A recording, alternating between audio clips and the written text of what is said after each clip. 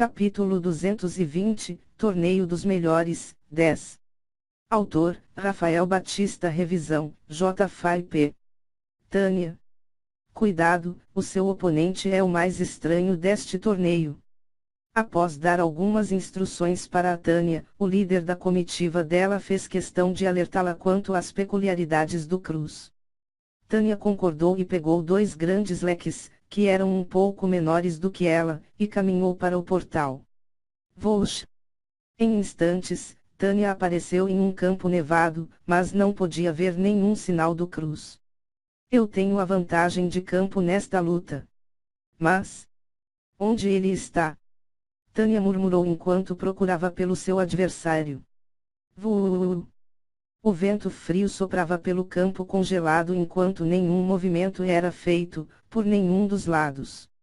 O meu oponente foi um sargento, da guarda de Turo, mas nenhuma das suas ações é de conhecimento público. A única coisa que sabemos dele, é que mesmo entre os membros do pelotão dos renegados, ele era conhecido como um monstro louco e hábil. Eu não posso me dar ao luxo de poupar as minhas forças. Tânia murmurou enquanto analisava o pouco que sabia sobre o seu oponente e fazia o primeiro movimento da luta. Vuuup. Vuuup. Com 2 movimentos de braço, Tânia balançou os 2 leques e liberou uma forte aura dos 7 graus nível do reino opressor. Retaliação. Swing. Swing. Swing. Swing. As fortes ventanias que surgiram daqueles movimentos se uniram ao vento gelado. As lâminas de vento, que surgiram aos montes, foram revestidas pelo ar gelado e se transformaram em lâminas de gelo. Depois, sob o comando da Tânia, todas aquelas lâminas cobriram uma vasta área, se transformando em uma verdadeira tempestade de lâminas. Apesar de extremamente poderosa, aquela tempestade de lâminas não tinha nenhuma característica ofensiva. Aquilo estava mais para uma forma de defesa. Uma defesa que puniria qualquer um que se aproximasse. Swing. Swing. Swing. Swing. As afiadas lâminas de vento cortavam o gelo e tudo que tocavam, e, enquanto elas faziam esse trabalho de proteção, Tânia permaneceu focada, procurando pelo Cruz, até que finalmente conseguiu encontrá-lo. Você está aí. Vuuuup. Com um forte balanço do seu braço direito, Tânia usou o leque para criar uma enorme lâmina de vento, que sofreu a mesma influência de campo que as outras lâminas sofreram e se transformou em uma lâmina de gelo. KRRRRRRRRR. Enquanto aquela grande lâmina disparava na sua direção e cortava o solo no caminho, Cruz, que estava a uma boa distância da Tânia, ficou imóvel enquanto simplesmente ignorava aquela lâmina e se concentrava no leque esquerdo dela. Acabou. Como Tationem. Swoosh.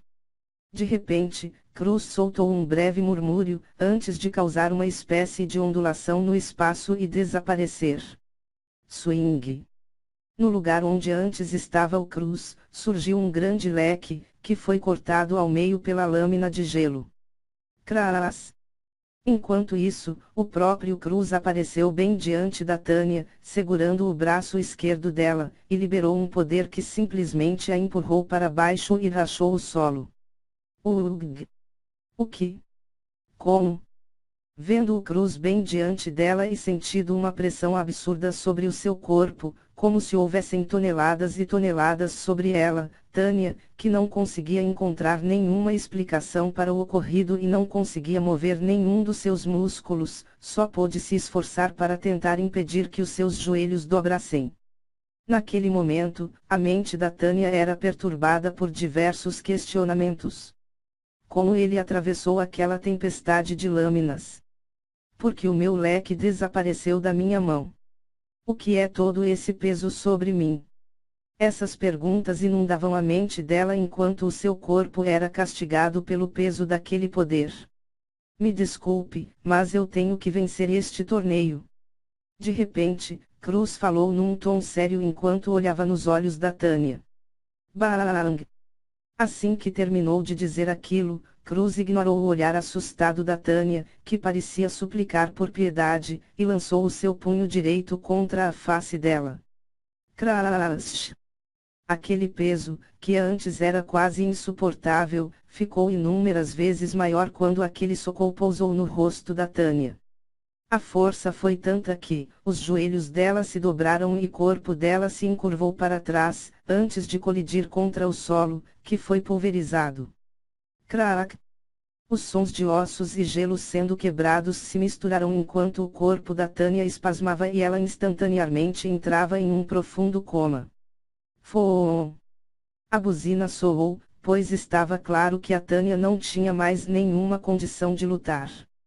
Na verdade, a verdadeira luta dela estava apenas começando, pois dessa vez, ela tinha entrado em uma luta interna pela sua vida. Que absurdo! Aquele cara é um demônio. Do lado de fora da arena, Yang ficou chocado depois de assistir ao desfecho daquela luta. Ele ainda se controlou. Ao lado do Yang, Zhao Tian comentou enquanto fazia uma expressão preocupada.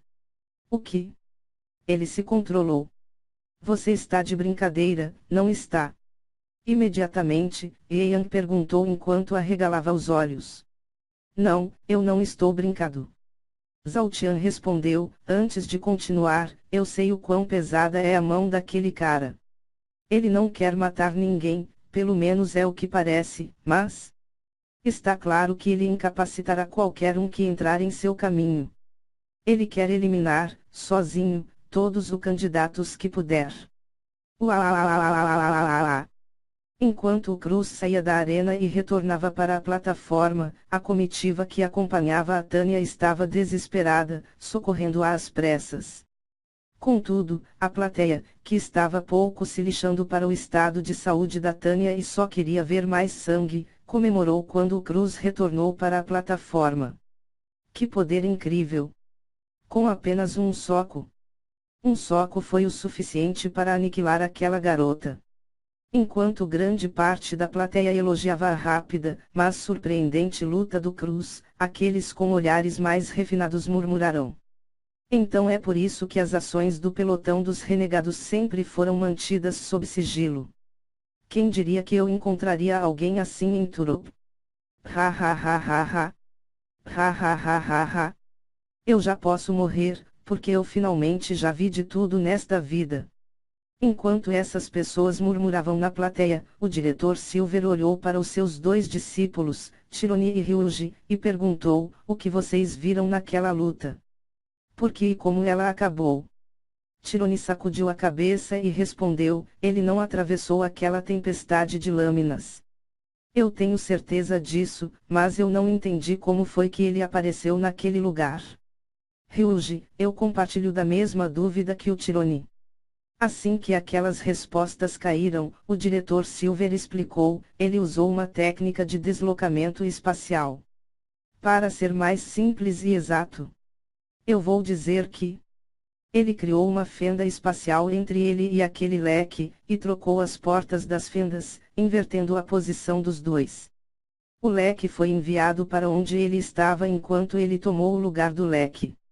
Depois de explicar aquilo, o diretor Silver lançou um olhar sério sobre os dois e alertou, tomem muito cuidado com ele.